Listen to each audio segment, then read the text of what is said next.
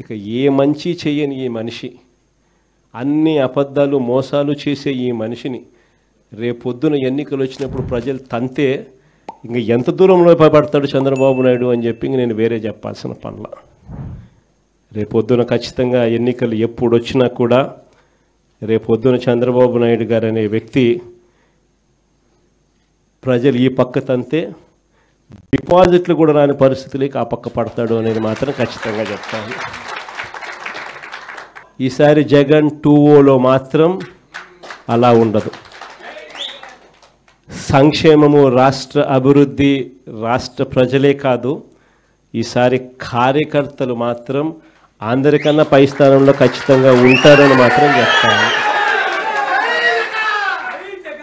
అంతేకాదు, ఈసారి కార్యకర్తలు బాగోగులు ఒక్కటే కాదు చూసుకునేది, ప్రతి కార్యకర్తకు కూడా నేను ఒకటే చెప్తా ఉన్నా, ఇవాళ జరుగుతూ ఉన్న అన్యాయాలను నేను చూస్తూ ఉన్నా, మీకు జరిగిన ప్రతి కష్టం నేను గమనిస్తూనే ఉన్నా. మీ అందరికీ కూడా నేను ఒకటే చెప్తా ఉన్నా, ఈరోజు ప్రతిపక్షంలో ఉండం, అవతల అధికారం, అవతలోడు కష్టాలు పెడతాడు, అధికార దుర్వినియోగం చేస్తున్నాడు, పర్వాలా తీసుకున్నా.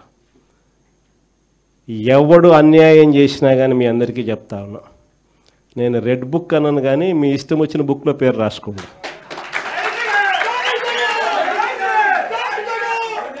మీరు ఏ పుస్తకంలో పేరు రాసుకున్నా పర్వాలా.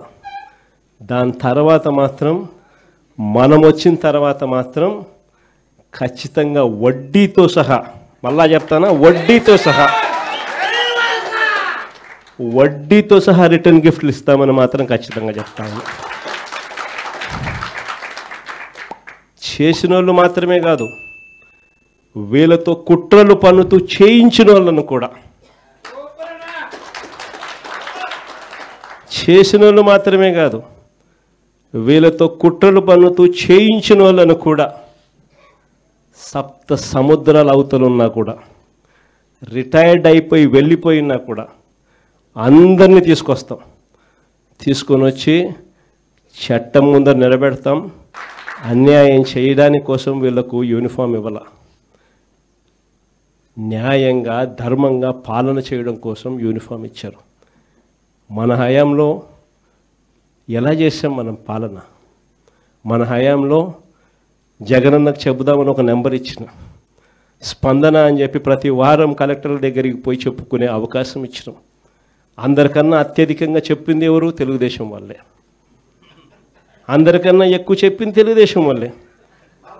జగనన్నకు చెబుదామని చెప్పి ఫోన్ చేస్తే చాలు, అవతల ఎమ్మెల్యే అడ్డుకున్నా కూడా వాళ్ళకి మంచి చేసింది మన హయాంలో జరిగింది. స్పందనలో అత్యధికంగా కంప్లైంట్ చేసింది వాళ్ళు. ఎమ్మెల్యే లాంటి వాళ్ళు అడ్డుకున్నా కూడా వాళ్ళకందరికీ కూడా వాళ్ళని కాదని మంచి చేసింది మీ జగను. కానీ ఈరోజు ఏం జరుగుతూ ఉంది? ఈరోజు ఏం చేస్తూ ఉన్నారు? ఈరోజు నిజంగా వీళ్ళు చేస్తూ ఉన్న అన్యాయాలకు ఖచ్చితంగా వీళ్ళు వడ్డీతో సహా వీళ్ళకు అర్థమయ్యేట్టుగా జరిగితేనే. కొన్ని వేల కేజీల బంగారాన్ని దోచేసి ఈరోజు నిమ్మక నీరెత్తినట్టు మొన్న మీటింగ్ లో కూర్చొని సినిమా చూపిస్తా అంటున్నాడు. నాకు అర్థం కానిది ఏంటంటే, జగన్మోహన్ రెడ్డి విషయంలో ఇప్పటి వరకు రాష్ట్రంలో ఉన్న ప్రజలు సినిమా చూపించింది సరిపోలేదా? ఇంకా ఏమైనా బ్లాక్ బ్లాస్టర్ సినిమా ఏమైనా చూద్దాం అనుకుంటున్నాడా? వెయిట్ చేయి. ఆ 11 రాకుండా కనీసం సింగిల్ డిజిట్ లోకి వచ్చే పరిస్థితి వస్తుందేమో. ఆ సినిమా కూడా నువ్వే చూపించక్కర్లేదు. సినిమా ఈ రోజు ఎన్డీఏ హయాంలో అభివృద్ధి కార్యక్రమాలని, సంక్షేమ కార్యక్రమంలోని పాలు పంచుకున్న ప్రతి ఒక్క కుటుంబం కూడా మళ్ళా నువ్వు వస్తే రాష్ట్రాన్ని అగపేగోచరం చేస్తావన్న ఆలోచనతో నువ్వు ఎప్పుడు వచ్చినా కూడా తిరిగి తరిమి కొట్టడానికి రెడీగా ఉన్నారని చెప్పి ఈ మహానాడు ద్వారా తెలియజేసుకుంటూ, నా దగ్గర మీ ఆటలు సాగనివ్వను. ఇది ఒక హెచ్చరిక. కోవట్లు మన దగ్గరికి పంపించి ఆ కోవట్ల ద్వారా మీ ఎజెండా నెరవేర్చుకోవాలనుకుంటే ఇది మీకు సాధ్యం కాదు. అందుకే మిమ్మల్ని అందరినీ కోరుతున్నా, వలస పక్షులు వస్తాయి, వలస పక్షులు పోతాయి, కానీ నిజమైన కార్యకర్త శాశ్వతంగా ఉంటాడు. ఆ విషయం మనందరం గుర్తుపెట్టుకోవాల్సిన అవసరం ఉంది. పార్టీ బలోపేతం కావాలి. అదే సమయంలో కోవర్ట్ల పట్ల జాగ్రత్తగా ఉండవలసిన బాధ్యత మనందరిపైన ఉంది. ఇది నేను కార్యకర్తలందరికీ విజ్ఞప్తి చేస్తున్నా. ఈరోజు ఎక్కడికక్కడ మనం అందరం కూడా ఆలోచించుకుని రాబోయే రోజుల్లో ఇంకా పగడ్బందీగా కార్యక్రమాలు చేపడతామని మీకు తెలియజేస్తూ, అదే సమయంలో ఎన్టీఆర్ మెమోరియల్ ట్రస్ట్ ద్వారా న్యూట్రిఫుల్ యాప్ పెట్టాం, బ్లడ్ డొనేషన్ క్యాంపులు పెట్టాం. ఇవి కూడా మీరు సద్వినియోగం చేసుకోండి. అదే మాదిరిగా ఈరోజు 5 లక్షల రూపాయలు ఇన్సూరెన్స్ ఇస్తున్నాం. ఇంకో పక్కన ఆరోగ్య విషయంలో కానీ, విద్య పిల్లల చదువు విషయంలో కానీ జాగ్రత్తలు తీసుకుంటున్నాం. ఈ రెండే కాకుండా ఆర్థికంగా కూడా మన కార్యకర్తల్ని పైకి తేవడానికి ఎలాంటి కార్యక్రమాలు చేయాలనో అది కూడా ఆలోచిస్తున్నాం. నేను ప్రతిపక్షంలో ఉన్నప్పుడు ఆనాడు ఒక మహిళా మంత్రి నాకు చీర గాజులు పెడతానని చెప్పారు.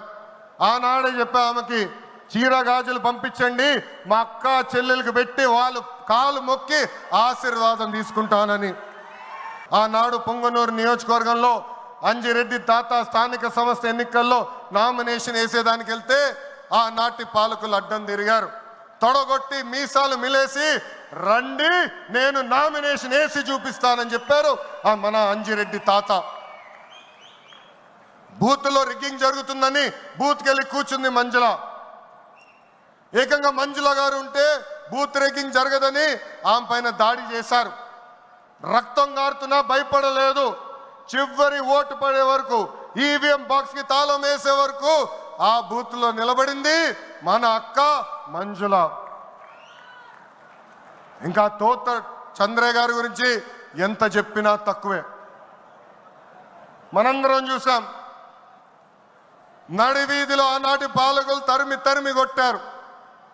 ఏకంగా డివైడర్ పెట్టి కత్తిని గొంతుకు పెట్టారు. ఒక్కసారి వాళ్ళ నాయకుడికి జై చెప్పమంటే జై తెలుగుదేశం, జై చంద్రబాబు నాయుడు అని చెప్పి ప్రాణాలు పోగొట్టుకున్నాడు తోట చంద్రయ్య. ఈరోజు నేను ఈ సభాముఖంగా గర్వంగా చెప్తున్నా, ఆంధ్ర రాష్ట్రంలో ఎప్పుడు జరిగిన విధంగా తోట చంద్రయ్య కొడుకు కూడా ఈరోజు మన ప్రభుత్వ ఉద్యోగం ఇచ్చింది.